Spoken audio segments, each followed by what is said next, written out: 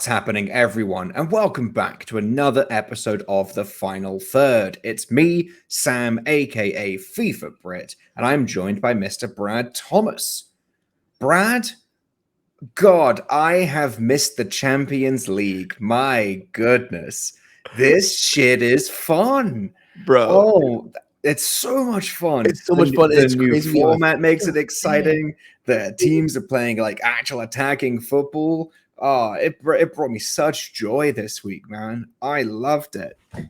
I couldn't believe it. And like even like there were some duds on Wednesday, but like overall, this new format has been a blessing. And the third day just makes it feel so sick. Like I know. you get to wake up and do it again for a third day. And it's just, I mean, the one thing that we lose is that now we can't make fun of all the teams playing in Europa League and Conference League being like, oh, wow, you play on a Thursday? Damn, my team plays on Tuesdays and Wednesdays. Now it's kind of like, well, we were also playing on Thursdays. So, yeah. But also, I just love that. Just the fact that we get 3 days, you know, it feels like 2 days. 2 days was too short. This is beautiful. I love this. But, yeah. I mean, my goodness. I mean, I have just like, there are a couple of players that I just absolutely love betting on that I can't bet on domestically because their leagues aren't available in New York. And Lucas Harrislin is one of them. And my goodness, this man for Sparta Prague absolutely delivered. And I know this guy just rips for fun. I took his 2 first-half shots, his 3 first-half shots. Man had 2 first-half shots in 4 minutes. Yeah, and then made me wait a little bit, and then he got his third around the 20th minute or so. And my goodness, it was just fun. This has been the most enjoyable week of betting I've had it for a very long time. I love Champions League during this time because you know me, I love betting these smaller leagues, and I feel like the books aren't that wise to like these smaller teams. Like Sparta Prague are going to play on the front foot, especially against freaking Salzburg. Like that's just a fun game to attack, right? Like, yeah.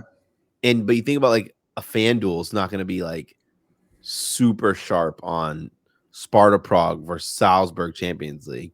And it's really fun. Like, this is like a really good time.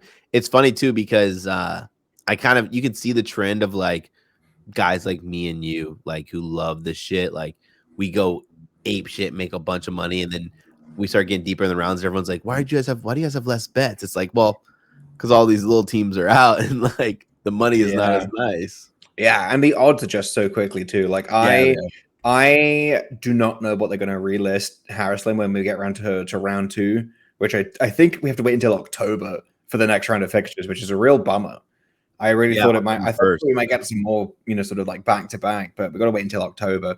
But I am very curious to see what they relist some of these guys at, because sometimes you really just have to be there, like out the gate, and there's no guarantee it hits because they could just adjust it anyway. Like I remember when the MLS started this season and Emil Forsberg had just come over from the Bundesliga to play for the Red Bulls. His 2 first-half shots was listed at around like plus 400 or so, and 3 first-half shots was listed at I think plus 1600 for the first 2 weeks. This man nailed it both times, and then starting week 3. His 3 first-half shots was down to like plus 300, and his 2 first-half shots was like minus 120. And it's just like, but he easily could have just not taken those shots, like because he took like 4 or 5, like he didn't even like sneak it. He just like blew the number out of the water, and it wasn't even close. But sometimes you can catch them, and they'll be like, oh shit, they take just from taking on the action from all the people who have taken it on, they'll adjust the prices and make it worse next time, because they're not offering a 2-way fucking market. They can make those prices as bad as they want if they want to. So you really just kind of have to like pounce on it, and then you can beat the line. You can get a bet that you think is brilliant value, and it just might not hit, and it's just like, well, shit. Okay, now not only did I not profit on it, the odds are still going to suck the next time anyway. Yeah. So I'm very curious to see where they relist some of these guys like Harrison. I'm looking at. I mean, he was the big one, but just other guys from the smaller clubs that still sort of have delivered and have been my boys. Yeah, and you know what? I just found out that he plays for Benfica. He does. Yep. I He's got a didn't. lot of shot competition, but dude, if he starts tomorrow, like the show will already be out. Yeah, like, this will already be out. But just so you guys know, oh my god, the sirens have started again. It is, just so you guys know, we're recording this on a Wednesday night. It's like 11:30 at night. That's why it's dark over here. But because I have to go away, I'm going up to Boston this weekend. But we wanted to get this episode out. I mean, it's still going to come out on Friday morning like it always does. But we're recording late at night. And you know what? Not at one, the sirens are still going. And the fact that that happened as I was talking about this, ridiculous. Because I was about to say, it's late at night, Brad. I don't think the sirens are going to bother us. And then they fucking did.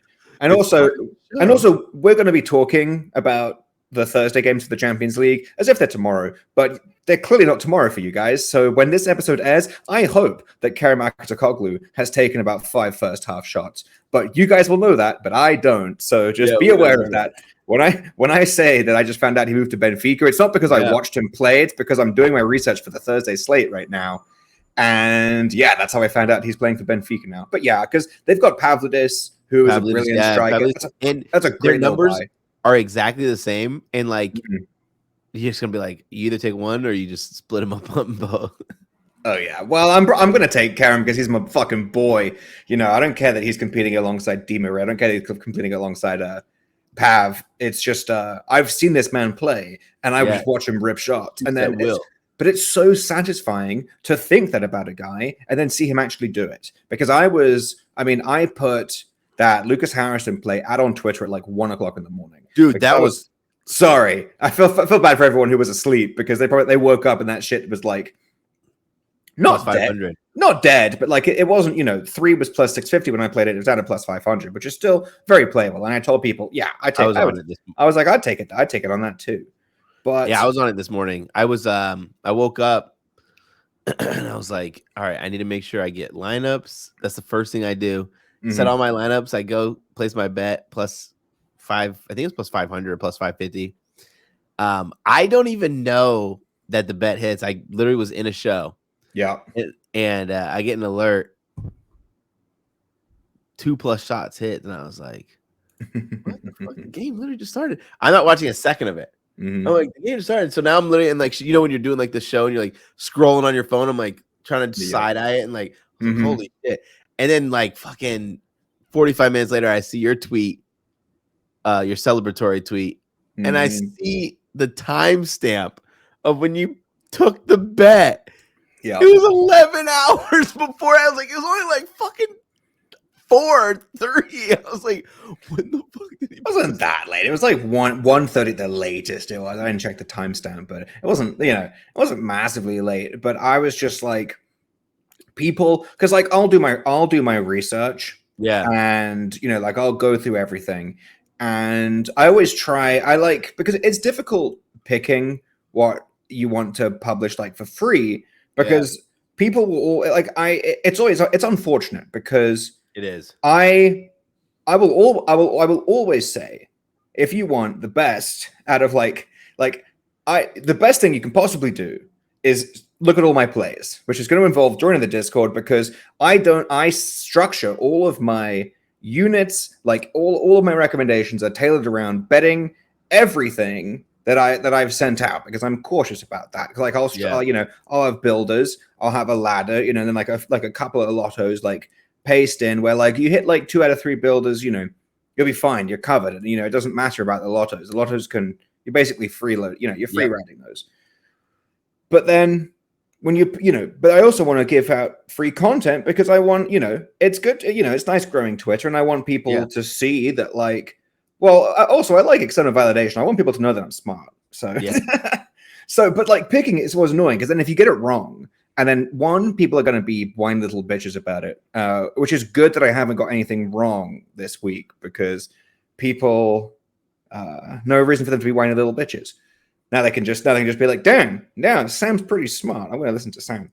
But people just like the freaking wine. But then I'm always just like, well, this hit, in my Discord channel, and then I'll be like, well, why was it in the Discord channel? It's just like, look, if I knew which plays were going to win, then I would be a genius, and I would just like, you can't just be like, I don't know which plays are going to lose. I'm not deliberately sharing losers. I'm sharing ones that I think might be fun. like I think you would enjoy. You know, like I love sharing a builder, but some people just don't enjoy builders, and it's just like, okay, that's fine. That's if Twitter doesn't like builders, fine by me. You want Lucas Harrisland first half shots? You can have Lucas Harrisland first half shots. You know why? Because I think that's fun, and I think you find that fun too. Personally, I think the most fun thing is making money. But you'd be surprised how many people will see you hit like a minus 120 builder, and they'd be like, "Oh, it's only minus 120 builder." It's just like, okay, fucking you go do it then. You go do it, right? Off you go. Have fun. Have fun throwing together a bunch of minus 500 legs and then getting pissed off because Cole Palmer didn't take a singular first half shot. That happened, by the way. He didn't take one shot all game, by the way. So if you needed Cole Palmer shots this last weekend, sucks to suck. Should have been on the Madueke train with the rest of us. Yeah, I took Noni, and I'm taking Noni again. We're gonna. I'm taking Madueke again this weekend too, baby. Absolutely. Like I'm not like Cole Palmer is usually very reliable. Yeah. And to be fair, I thought he would get one shot in the first half. He's usually money for that. Yeah. But when Madueke is so trigger happy, just pulling shots left, right, and center from the edge of the 18-yard box. I mean, this motherfucker this last weekend took a shot that was so fucking wide it went out for a throw-in, and that was beautiful to watch because I'm just like that's the kind of shooter that I love to bet on. You know, odds be damned. Like enough of this recycling the play to try and maximize your XG and your on your opportunity. Just let fly. Like Jean Duran for Aston Villa. Just have a rip, son. Makes me happy. John Duran, God, he's so freaking good. I know. Kind of bummed that his goal got disallowed by VAR. I mean, if we want to talk about hilarious refereeing, John Duran scoring another brilliant goal, getting a yellow card for the celebration, only to have the goal disallowed. Fucking hilarious. Like that's like we can get into whether that's right or wrong because technically his celebration was worthy of a yellow card. Yeah. So like it's not like he didn't celebrate, so you can't undo the yellow card. So you can debate whether that's right or wrong, but just like objectively, really fucking funny. It was really funny. And what's funny, I was like, oh shit, sick Durango, like and then I stopped like paying. I like had on the other screen after he scored, and I was like, wait, what the fuck happened to the goal? And then I went back and watched. And I was like, damn, he got booked and didn't score. That's brutal. I know, so funny, but yeah, kind of a bummer because I did take him live. Would have been nice. Oh, that's brutal. We can't have them all. We can't have them all. But yeah, pretty good week all in all. I am very much looking forward to this weekend, so let's dive right into it. Feels kind of not boring. It feels kind of like a letdown to go back to the regular old Premier League after this beautiful week of Champions League. But there are a couple of really good games that I want to talk about.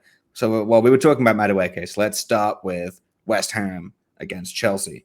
Now, I haven't locked in anything officially yet, but I have looked at the prices, and I can already say Madueke is very, very tempting. And this one's going to have to wait until I'll probably take Madueke as a straight ladder, but I want to pair him with Souček. But I can't take Souček until I know that he's playing in that sort of like advanced 8 role or even as a 10 in a 4-2-3-1 for West Ham, which I won't know until an hour before kickoff. So I'm going to wait for that. But if Souček is playing in that advanced role again, I'm absolutely taking his first half shots again. Yeah, you have to. Yeah. I'm taking Madueke 3+ shots full game plus 124. Like he said, that's very sexy. My only problem is that Chelsea can sub off literally fucking anyone at halftime if they want to. Like, yeah, so easily could. You can, I mean, you can absolutely take him first half shots if you want to, like 2, and I think 2 will probably be like plus 125, plus 250. So like you're getting good value either way, you know. Yeah, no, for sure. But yeah, we will see. Need to see that Souček. Definitely taking Madueke. Might be time to go back to Cole Palmer, but maybe as a builder. I'm not sure. After seeing him get 0 shots, I kind of just don't want to touch him. Well, you know what's weird? I was like, what are they going to do with his number? Like I was really excited to see what his number released at for full game. It's 3 shots. Juice. Oh, that's low for him. Very low. He's going to be ripping him some point. You would hope so, but then again, we just saw him take 0 shots, 0. which is Maybe wild. I would maybe love he to know the really was last injured. time. I'd love to know the last time he took 0 shots. Also, no, he wasn't fucking injured. That's bullshit. But I would love to know the last time that Cole motherfucking Palmer took 0 shots for Chelsea as a starter. Has it even happened? Maybe against City. I think maybe he was completely blanked against City. I think that might be the only other time it actually happened. Dude, I actually have his match logs right here. Oh, beautiful. Pull him up. My guess is he did. I know he had one decent game against City, the 4-4 thriller. But I also think then I got really hyped about it, and then they played City later on in the season, and I'm pretty sure he got no. I think he got 0 shots, and I think he was yanked at like 60 or 70 minutes in. Let me starter. Yeah. Keep it coming, Brad. Wow. What do we got? Nuts. Did I nail it? Did I nail it? You nailed it. Let's fucking go. It was City, and then he did it again against Liverpool. Against Liverpool. Oh, and that surprises me because last year's Liverpool were not good at keeping people quiet. Wait, was that a cup match versus Liverpool? No, it wasn't. It was a league match away. Didn't take a single shot, played 84 minutes. Interesting. Well, yeah, I mean, I think I kind of have to rule Palmer out of things right now simply because he's not shooting as much right now. But don't pull up any game logs, Brad. I know we spoke about I don't know if we spoke about this on the podcast or if I mentioned it in my write-up on a builder. But without peeking at anything, don't cheat. Okay. I am going to ask you who you think the top 5 shooters are in the Premier League. Now, if you've been doing your research for the slate, then you probably do know this. But who do you think is who's taking the most shots? We'll do the top 5. Who do you think is number 1? Or name someone and I'll tell you if they're in the top 5. Okay, let's see. Erling Haaland. He is in there. He is second. Second. Okay. Yeah. And this is shots per 90. This is shots per 90 minutes. Per 90. Yeah, and these are all starters. There's no like random sub who like played 5 minutes and took 2 shots and he's averaging like 10. These are all starters. So Haaland is in. He is the second most shots per 90. He averages 4.76. Semenyo is number 1. He still averages 5 shots per 90. He took 3 last game. Thank God. Yeah, but I don't think he played the whole game. No, I cashed his 3. Oh no, I think he did actually. No, he did because he got that shot in the last minute. First half. Yeah, and I was so glad I took full game. I was like, oh my God.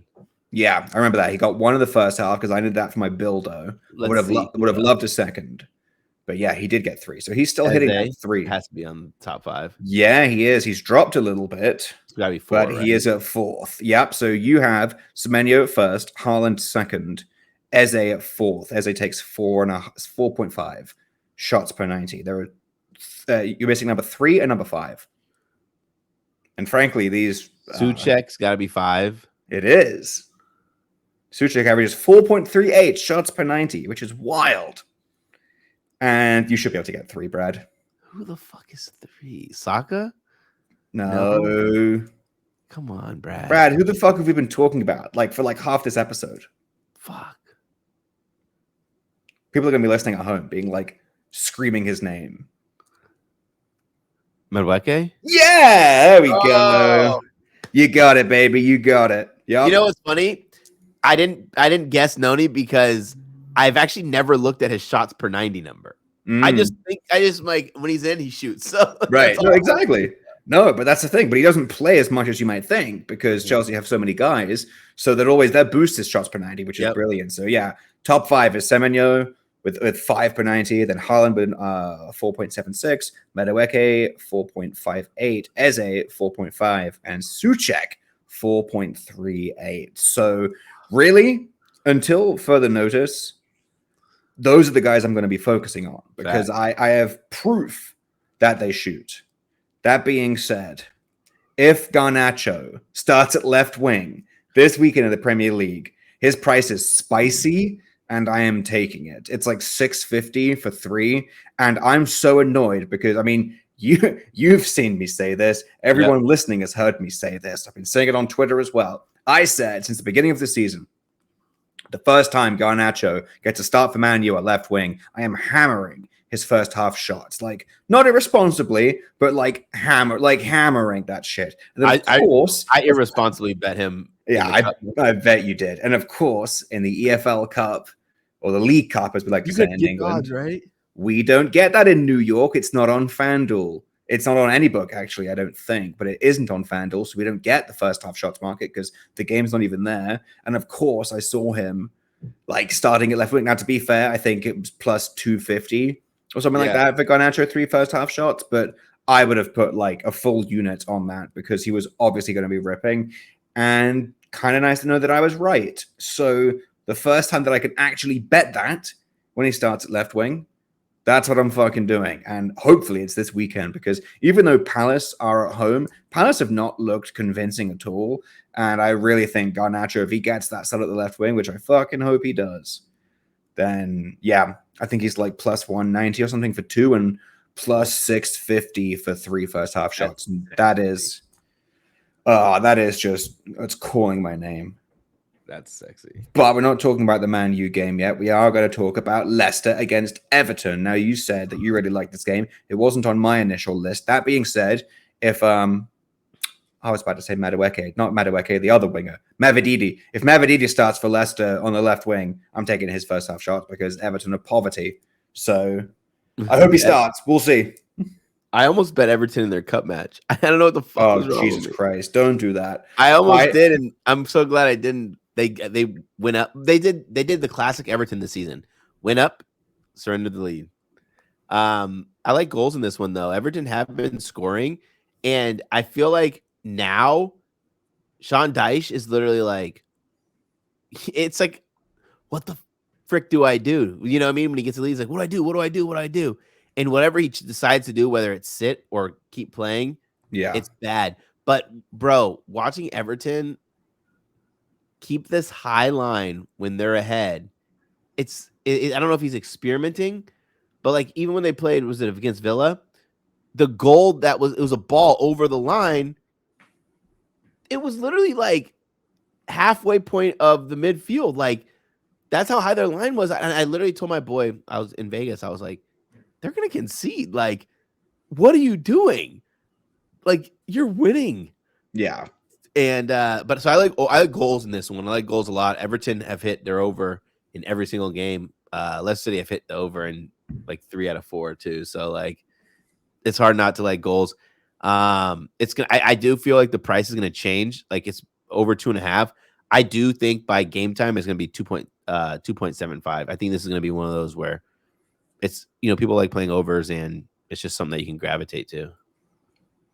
That's fair enough. Can't argue with that. I mean, to be fair, yeah, I don't think if this was Everton at home, then I would be like, I don't know if I like an over because I know they've been conceding a lot recently, but it's really hard to rule out Sean Dyche just like completely parking the bus. But at Leicester, with Leicester being at home, no, I think we can get goals here.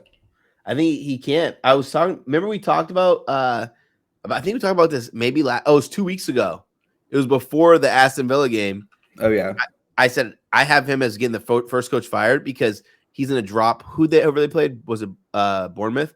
They dropped the Bournemouth game, and then that was so wild. Then I said they're going to lose to Aston Villa. Then they're going to be looking away at Leicester, and they're going to need to get at least a point from that. I don't think they do, and they didn't. Everything I said happened, but it happened in like way worse of a way than I could have imagined. Like I didn't think they were going to blow leads in all the games. Yeah, that's like even worse for team morale. I know. Just the fact that they lost twice. The fact that they've now gone up 2-0 twice and lost 3-2 in both instances. It's just like, guys, come on. This is how, like, the first time, you were shocked. We'll call it a fluke. Fair enough. The second time, you go up 2-0. How do you not be like, hey, guys, maybe we should be, like, really careful about this one. Maybe we should be really careful about this one, guys. Yeah, I don't get it. They're broken. But also, here's the thing.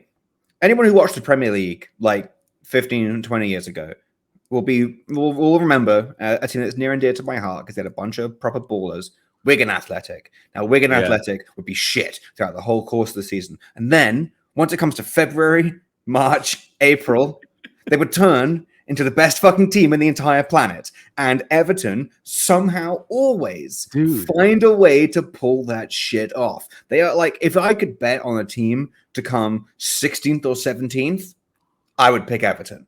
Like every time. That is where they always finish. They just escape. Like whatever Madrid have for the Champions League, Everton have for staying in the Prem. Not to win anything, just to not go down. They have that same proper dark arts voodoo shit where they just stick around. And it's just like, how? How do you do it? And you can't explain it. They just keep doing it.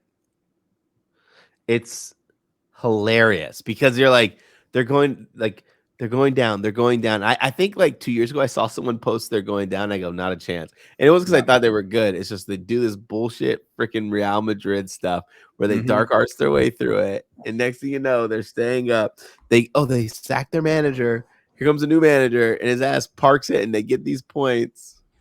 Yeah. It's just ridiculous, but they keep on doing it. So honestly, who knows? But I mean, this is the worst that I've seen them for a very long time. So I keep saying it could be the year, but then they always find a way to pull it out of their ass. This is going to be a very telling game because, Leicester have looked okay, but, certainly nothing to write home about. I think a win here for either side is pretty massive. I know it's early days, but just proving my feelings about Steve Cooper, man. I just need him to go out there and ball. What, apart from him being like a giant ugly motherfucker? Yes. And no, it's on top of him being ugly. It's when he makes these weird tactical changes and is ugly at the same time. Yeah. Now you see, you can pick one or the other. Okay, pick one. Don't be ugly and weird at managing. That's just that's just not right. Yeah, for some reason the commentators were talking about this when Mavididi played because he got me my first half shots. They were just like, for some reason, he's just not. They were just like, Maresca loved him, and I guess Steve Cooper doesn't really like him that much. That was his first start the entire season, even though he played really well in preseason. So I don't get it. Some of these managers, I don't understand what the point of preseason was. Kulusevski balled out for Spurs. Apart from Son, Kulusevski, and you could say that Kulusevski was better. Yeah, one of Spurs' best players in preseason. Same with Mavididi for Leicester. Balled out for Leicester preseason. They didn't really score much, but when they did, he was the one who was scoring them. And now, both of them are struggling to get guaranteed starts, which is just, I don't understand it. But then again, Kulusevski started against Arsenal and I didn't take his first half shots, even though he was like plus 600 for 2, and he took 2 in like 10 minutes. And I was just like, God fucking damn it. Why am I out here with bets on Pedro Porro? That was a mistake. Bro. Let's talk about something for a second. Yeah, let's do it. They took 0 shots in the first half during their cup match. Yeah, against Coventry. 72% possession. Yeah, and they still fucking won the game, which is the worst possible thing. I think they scored 3 goals. I think this was it 3? I thought it was 2. Oh yeah, I think it was 3 in the total game. That's what it was. Yeah, I think it was 2-1. I forget who scored the equalizer. I think Brennan Johnson might have scored the winner. Spurs Twitter were just absolutely wanking him off, which just fucking pisses me off. Just like, yo, you almost lost to Coventry in the cup. In fact, honestly, do you know what? I'm not even mad that they came back. I think it's better that they be forced to continue to compete in this stupid ass trophy. Yes. Well, don't let Spurs get silverware, man. But they can have a League Cup. The last trophy they ever won, which was got to be like 15, got to be at least 15 years ago now. It feels like, I want to say it was like 2011, maybe 2009. I forget exactly when it was. A long time ago, over a decade ago. And that was a League Cup. So, you know what? They can have a League Cup. If they want a League Cup and they want to brag about that, you know what? They can have it. They can have it. Because the last time that they won the league was closer to when Queen Victoria was alive than it is to the present day. My grandmother was about 5 the last time that Spurs won the league. So I don't care that it's been 20 years since Arsenal won the league, which is a long time, but at least it was this millennium, And at least the last time we did it, we arguably pulled off, with the exception of Leicester winning the Premier League, arguably the Invincible season is one of the best seasons in history. So, Stick that in your pipe and smoke it, Spurs fans. You're not doing shit. Not that I'm biased or anything. But yeah, let's talk about Spurs. They play Brentford. Brad, I know you wanted to talk about this game as well. I did. What about it do you find fascinating, apart from the fact that Spurs are shit, unless you trust them? No, I like both teams to score over 2.5. I actually, Ooh. I like that too. What's the number on that? minus 130. Ooh, say less. Surprised it was playable. Yeah. We know Tottenham are going to concede. We know this Brentford side, bro, with Visa and well, now Wiss is out for 2 months. What? Wait, he hurt? He hurt himself at the end of the first half against City. Came off, and yeah, he's out for 2 months now, which is a real fucking bummer. I liked him a lot. I like him a lot. That changes the price a little bit, but I'm still gonna play it. Mbeumo will cook. The man's Mbeumo's gonna be our so guy. Used to it. Yeah. Wow. You know what? I might eat the juice then and take Mbeumo 2+ shots at minus 196 parlayed with over 1.5 goals. Okay. Give me close to 150. But I like goals in this. Goals. I've been kind of like just wanting to take over 3 more often than both teams scoring over 2.5. This one's set at 3.5. So I couldn't do that. I just think that this is a game that's going to spew goals. This Brentford side, I think of all teams like that are going to be playing real aggressive with like being Tottenham, Brentford are more likely to score on them than all the other ones. They fit Tottenham style fits into Brentford's play style. Yeah, I think it's going to be very interesting to see because I don't know. Do Brentford have another striker? Because Mbeumo's been playing as a winger. No. So I'm just wondering if they bring in another striker off the bench. I'd have to go look at their squad. Or if Mbeumo plays at the striker and then you've got... Then you have the freaking... What's his name? The young kid come in on the right. They have... They bring Damsgaard. They have Fabio Carvalho. They got him, right? From Liverpool. No, he plays for Brentford. We're talking about Brentford. Yeah. Yeah. They've got him. I wanted to bet him. I wanted to bet his anytime goal scorer for the cup match, and they didn't have the odds. I did see you tweet about that. But they have that German guy, Schade, who could play on the left wing, and they also have I remember this because I was thinking about him. Didn't take a shot, then he took 2, I think. Keane Lewis Potter. He can also because sometimes he plays as a centre mid, but he can also play as a left wing. So you're trying to think about how Brentford will line up. I mean, Mbeumo's going to run the show anyway. Yeah, they're putting Mbeumo up top, Carvalho on one side, and then Damsgaard in the middle. Yeah, well, they have their Nordic trio. It's like Jensen, Norgard, and Jensen, Norgard, Damsgaard. Yep, that's a midfield right there. And the thing is, none of them shoot a lot, but every one of them has the potential every 3 months to take 3 first half shots, and it always happens. I guarantee you'll see it, and then you'll try and guess when it's going to happen again, and you won't get it right. So it's a fun little mystery. It's a fun one. It's a really fun mystery because I legitimately cannot take shot props for this game, for this team. Excuse me. It feels like it's someone different.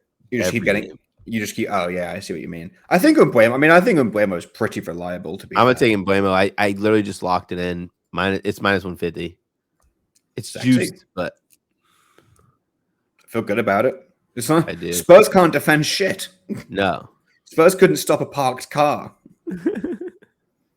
They just can't. They can't defend anything, and I'll be really interested. I hope that that Brentford just completely take the game to them, even at Spurs Stadium. We'll see. I'm excited about it. Let's talk about Crystal Palace against Man U. Now, this one's interesting because our opinion on Palace has changed. They had so much hype at the beginning of the season. God. Now not so much. Have they won a game yet? Have they won a league game yet? Still no. Nope. They keep cooking in the cup, which is kind of fun. I mean, it's a bummer because I can't bet on them. But I am in a fantasy league with my family, and we do it through the Sun rather than through FPL. So international doesn't count, but any other club tournament is totally fair game. So, we get these multi-game weeks all the time whenever there's like random EFL Cup or, FA Cup or something like that. Now, the problem is, especially with the EFL Cup, you can't really predict that your like main guys are going to be playing. Like, when City enter the EFL Cup, Haaland's probably not playing in the first one. You know what I mean? But Crystal Palace have been taking it very seriously, and I have Eze in my fantasy team with my family. Oh, that's nice. And this motherfucker rocks up with a goal and an assist in like back-to-back EFL games because they keep playing like Championship and League One sides, and he just keeps cooking, and it's just like brilliant because I just rack up points that way. I am currently in first place, so fingers crossed it continues. But in the league, it's a completely different matter.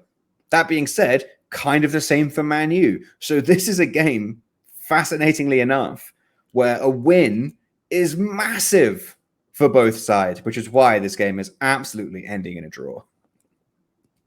I'm like, how do I not take Rashford shots and Nketiah shots? They're both really big plus prices, and both have been shooting a shit ton. Even Nketiah took 2 shots today. Or not today, really? Last cup match.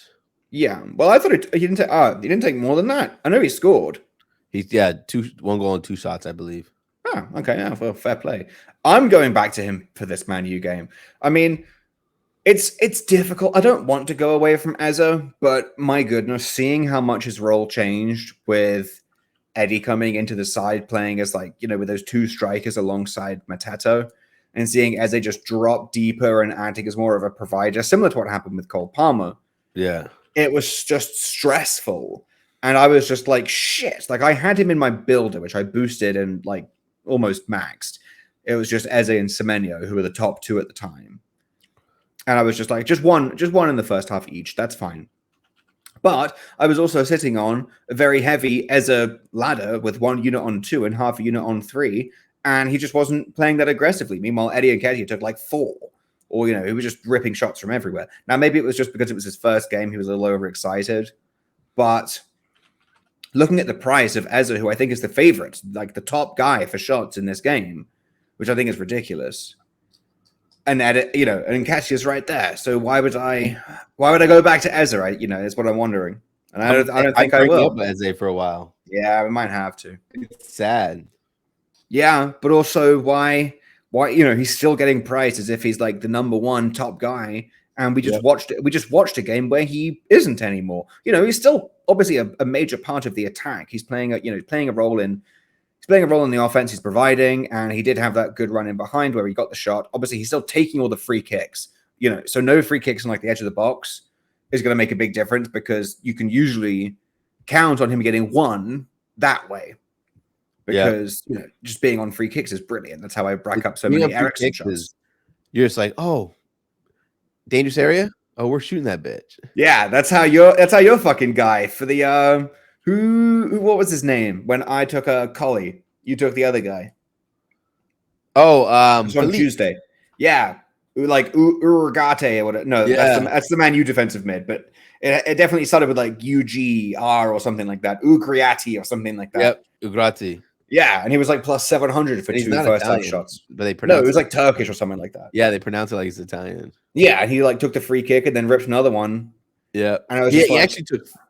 I thought 3 shots, but I wasn't. You got fucked. That free kick that he whipped in. Yeah, you just got fucked because of the angle. He was absolutely shooting that fucker. Yep.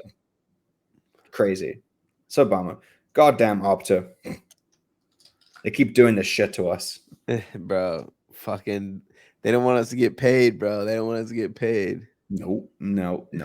So sad. The fact that there's no appeal or any way to just be like, hey, guys, take a look at this. Do you think this might be a shot? I know you said it wasn't, but like, let's have a think about it, shall we? Yeah. So annoying. It is what it is. But any other props that you're looking at in this Palace Man U game? No, that's it. I am pissed at my freaking self, bro, for not taking Rashford to score an assist after I freaking posted that Rashford stat. Oh yeah, what was the stat?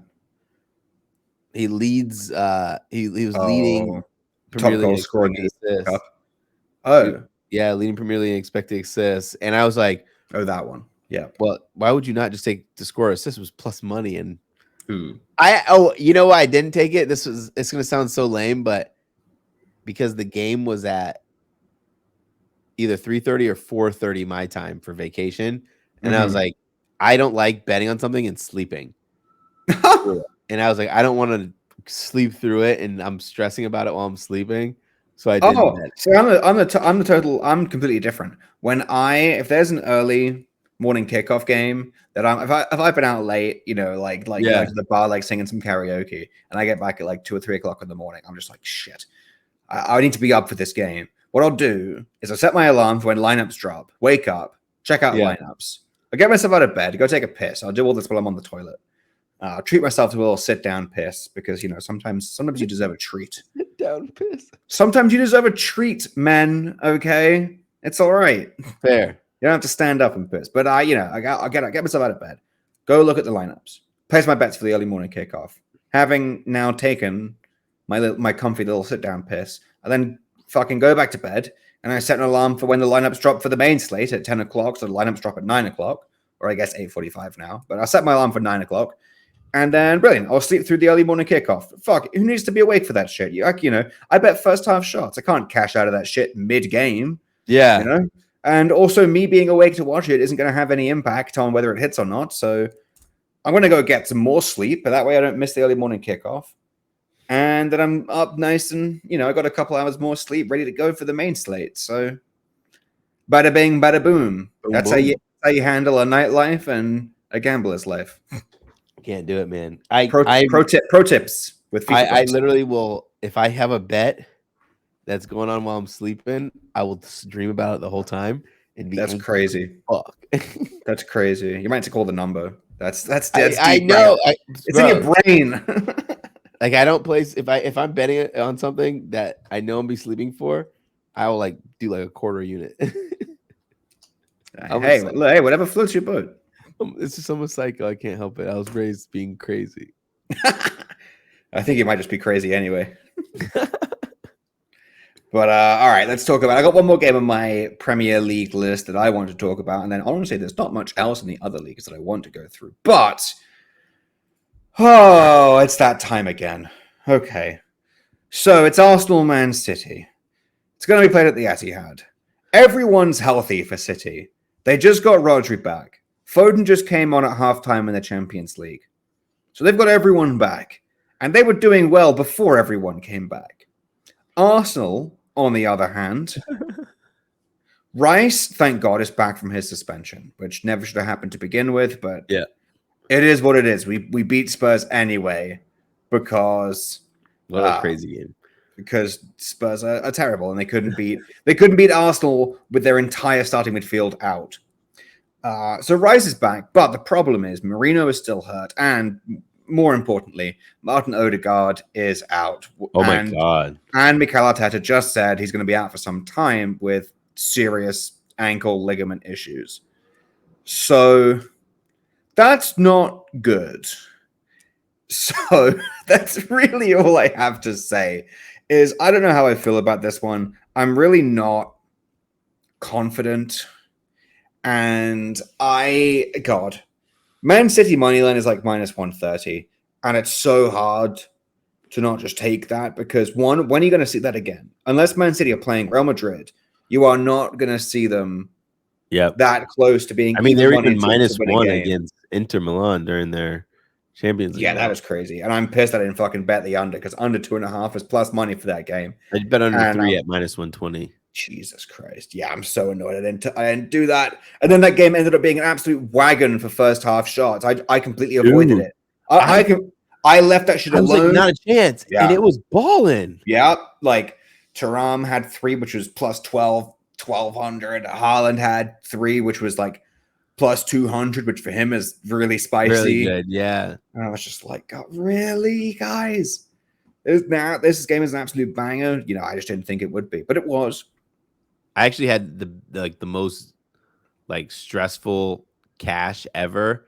So I was just like live betting, and I live bet Inter Milan minus 1.5 corners. City get that corner in stoppage time, and I go, this sucks. and then Milan get the last corner, which ended up being the last kick of the game, last kick of the half, and I was like, let's freaking go. Beautiful. Love to see that. But yeah, I mean, there are so many ways that you could attack this game. Under 2.5, it's like minus 120. I think that's a good angle. City to win, minus 130, minus 135. Draw at halftime, and then yeah. I mean, there are so many, and these are going to be like what people might describe as boring ways to approach this game. I need to remind everyone that the last time that Arsenal played City, it was 0-0, and everyone described it as one of the most boring games that they ever watched. That being said, I'm sick of people saying that Arsenal played for a draw, because we clearly fucking didn't. We had more shots on target than City did. The amount of people... what happens like when those big clubs play each other. It is. And also, the amount of people on Twitter that just put so much stock into having possession, having more shots on target, more XG. It's just like, yeah, that's like in the broad sense of things over the course of a season. If you can consistently do that, that's a good sign about your squad. But, and I've said this on the podcast before, if you have 60, 70% possession, if you have 6, 8, 10 shots on target, you take like 20, 25, 30 shots in the game, and you put a third of those on target, you have over 2 XG, and you're not winning a game, that you didn't deserve to win. Enough of the quote unquote deserving to win. And here's the thing. They'll just flip the narrative. City dominate Madrid like that, and then Madrid go through in the Champions League. Everyone's like, oh, Madrid parked the bus. City deserved to win. But no one's ever like, Madrid got slightly lucky, and City should have been better at shooting. Like that's the reality of what happened. But then City get the benefit of the doubt in that game where they dominate the match. But then they play Arsenal. They have 70% possession. Sure, fine. They were at home, and we let them have the ball. Why would we press when we know what they can do if you try and press? And we have the best. We had the best defense in the entire league. Why would we do that? That being said, we then had more shots on target than City. We had 2. They had 1. And yet Arsenal continue to get criticized for that game, even now. And everyone says Arsenal not pushing for the win is why Arsenal didn't win the league last year. And it's just like, no, it's not. Okay? We did not lose to City last season in the Premier League. We did not concede to Man City in the Premier League. Yeah. We held Haaland to 0 shots, I believe, in both games in the Premier League. We didn't lose the league because we drew to City 0-0. We lost the league because we got 1 point out of a total 12 in games against Aston Villa and fucking Fulham. Yeah. Like, why, how is that controversial? But everyone's just like, oh, Arteta plays terrorist ball. You know, he didn't try to win. He parked the bus. And it's just like, did you watch the game with your eyes? Like, that's not what happened. And I'm sick of continuing having to say that even now. It's just like, and everyone's just like, oh, well, you can't criticize Arsenal. I'm just like, do you follow me on Twitter? It's FIFA Brit, by the way, if you're not. Do you follow me on Twitter? I've been so openly critical about Arsenal when they do stupid shit, like lose to Villa, like blow a 2-1 lead to Fulham, like lose to Fulham. That's stupid shit. They deserve to get criticized for that. Drawing 0-0 with City is not something you deserve to be criticized for, especially when you have more shots on target than they do. That's a game plan. That's a game. That's a very well-designed game plan and plan into it. I mean, it did it fucking well. Alrighty, I'm done talking about Arsenal. I haven't looked any bets in for this game, but I don't need bets. I probably just under.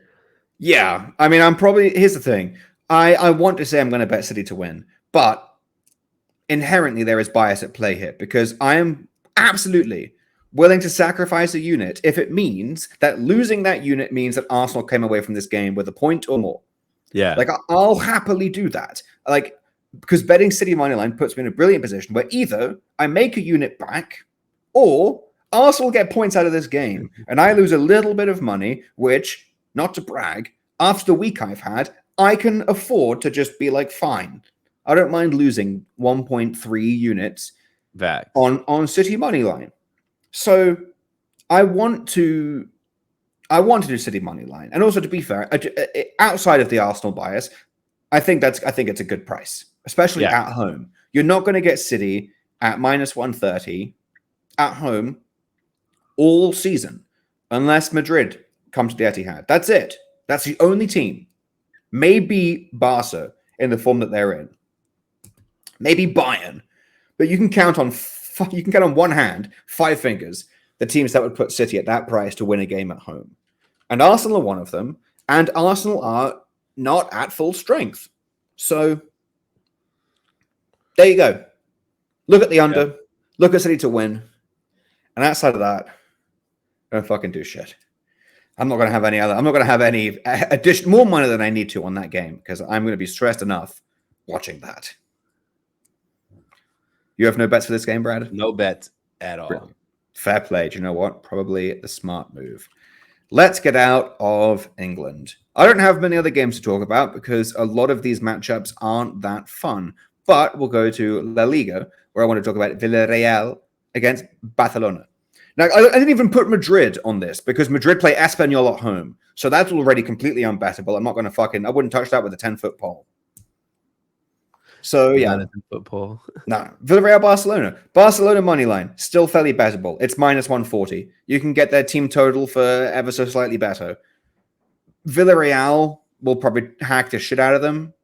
But Barcelona are so superior to everyone that they've played so far. It's unreal.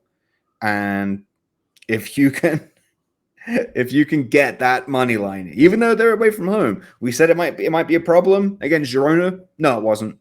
They destroyed Girona. Wasn't even close. So there we go. If Barcelona money line is bettable, if Barcelona team total is bettable, if Yamal assist is above plus 200, dude. If Lewandowski goal is above plus 120, plus 130, yeah, these are all insanely bettable prices that you will not get. Girona bless him, bro. Like they fucking put him on a whole nother fucking. They put up a goddamn football score on those bitches. Baptized. Baptized the shit out of them. Damn fucking right. Yeah, I wouldn't be surprised. I think this will be slightly harder simply because I don't think Girona play very physically. Villarreal will and will kick the shit out of them, which might disrupt things a little bit. But honestly, the fact that you're still getting a bettable number on Barcelona to win when really they just look really fucking good now, it's not going to last for very long. So I would just take that. I agree. Beautiful. Yeah, that's really all I have to talk about in Spain. I had no Bundesliga games. No, which is all right. Yeah, I mean it's just like Bayern Munich are playing Werder Bremen. Yeah, brilliant. They should destroy them. Have fun bidding on Kane at minus 200 to score. But yeah, so no Bundesliga. And then Serie A, actually, there's a fun one. We got Juventus against Napoli. Yeah. And Napoli, dare I say it, for the first time in over a year, I've got to lean in close so I can whisper this to you, Brad. Napoli look quite good again. They look good. And you know what else, Brad? Juventus don't look brilliant. Well, they look good in the Champions League. I'll give you that. Look pretty good in the Champions League. But in the league, a couple of interesting, boring results recently. So that's Juventus all I'll say. Look like a team that we know exactly what's happening. Like they just keep switching their starting lineup so many times where they have no idea how to get service into the box. They're just like, wait, who's supposed to pass it to win? Yeah. It's kind of crazy. I thought Yildiz' goal was gorgeous, though. Oh my god, little curler. That was properly top bins. So if we get his score assist at a good number, I know his assist value's kind of gone down. Same with João Neves for PSG, which is a bummer. But hey, we capitalized, we got in. We really hit those when it counted, so that was good. Yeah. But yeah, I mean, if he's bettable, but then also let's look on the Napoli side. Lukaku and Special K, they are cooking. I'm kind of annoyed that the exacta hit and I didn't take it. It was like ridiculous. Like the Lukaku to Kvara to Lukaku, it hit in like 10 minutes. I was just like, it was sexy. Fair enough. I didn't take any props in that game. I was like, what the frick is wrong with you? Yeah. It happens. It is what it is. But I mean, I need to see lineups because obviously things are going to get a little bit funky with Champions League going on with Juventus. So we might get rotated lineups, but also they played on Tuesday? Yeah. This game's on the weekend. That's enough. Yeah. I don't think they're rotating. I hope not. And then the last game I want to talk about is Lyon against Marseille. Actually looks like a decent game. What's Marseille team total? Lyon are at home, but haven't looked brilliant. But also, just play Gift Orban. Play my boy. I was gonna say, they looked brilliant when Gift has been in there. Play my fucking boy. And if he's not playing, then Marseille team total, Greenwood, Wahi, Greenwood to score an assist. Yeah, beautiful. Run that shit up. Yep. But that's basically, those are all the games I wanted to talk about. I've just been really excited about Champions League. I'm probably not going to go too crazy this weekend. There were a couple of games I'm going to focus on. I'll go back to Madueke. You know, I'll look at the Palace Man U game is going to be very exciting. Yeah. Well, you know, Eddie, Garnacho. Like, I've got a couple of guys that I'm really interested in. But outside of that, I'm not really going to try and like force reads. It's been a really good week. Kind of just want to chill. I'm not going to. I'm on vacation. Well, is it vacation? I guess I'm going on a boys trip. I'm going on a trip with my boys. We're going back to vacation. What do you mean? Yeah, baby. We're going back. Going to watch some college football. Going to have a good time. Yeah. It's gonna be a fun time. So I'm just not really gonna have too much action. You know, I'll have some. I've talked about everything that I really do like, but I'm not gonna be like, it's not gonna be a day where I sit down at my computer and I'm waiting for the Liga lineups because I'm waiting to see if there's a left back starting at left wing. Yeah. So I can snipe his first half shots, only to be disappointed by a game in the Liga that has 4 shots total in the first half. So none of that. I'm not gonna be looking for especially mispriced lines. I know what I'm looking for. I'll play it, and then, you know, I'm not gonna do the extracurriculars. If you get my drift. Oh, I get your drift, baby. Beautiful, beautiful, beautiful, beautiful. Any other games that you wanted to talk about, Brad? No other games for me. I'm about to dive into these LAFC corners once the line opens up. I'm gonna take over 4.5 corners. Just waiting for the line to open. Oh, there it goes. It opens at -130. What was that falsetto? Oh my God, it opens. Is my I've been drinking, I'm excited voice. Beautiful, beautiful. Gonna play absolute havoc without audio producing. They're like, what the hell was that? Gonna spike right outside the line and just be like, what are we supposed to do with this? I placed it -130. Beautiful. Well, everyone, when this episode airs, they're going to be like, hey, I guess Brad hit that. Or we'll be like, oh, Brad's so stupid. What is he thinking? But let the record state, at the time, LAFC are drawing 1-1, and this is the good bet. So, I mean, they'll probably, I've been betting this a couple of times. They'll probably hit 3 in the next 20 minutes, especially when Austin are like, shit, we need to get 1 point out of this game. Yeah, also Austin fucking suck. So yeah. LAFC should be winning this, but we will see. Alrighty, Brad, before we sign off, anything that you would like to plug? Yeah, go ahead and plug my social at MrBradThomas on X. Make sure, as always, as I've been hyping up these Premier League rankings, just go ahead and check them out. Do me a big favor and tell me if you hate them. I love them. You guys can follow me on Twitter at FIFA Brit. As always, all of my plays will be sent in my Gold Boys Discord channel. You can sign up at goldboys.com. It's a brilliant time to sign up. I don't know if you saw all of my action on Twitter this week, but it was a pretty good week, and I definitely plan on that continuing. So yeah, sign up now. Brilliant time to sign up. Trust me, you will not regret it. Thank you to the Gold Boys Network for continuing to host this very chaotic podcast, just hosted by a couple of guys being dudes. Having fun shooting the shit. And thank you to all of you listening at home. We really appreciate you. If you haven't somehow followed this podcast, go right ahead, drop us a follow.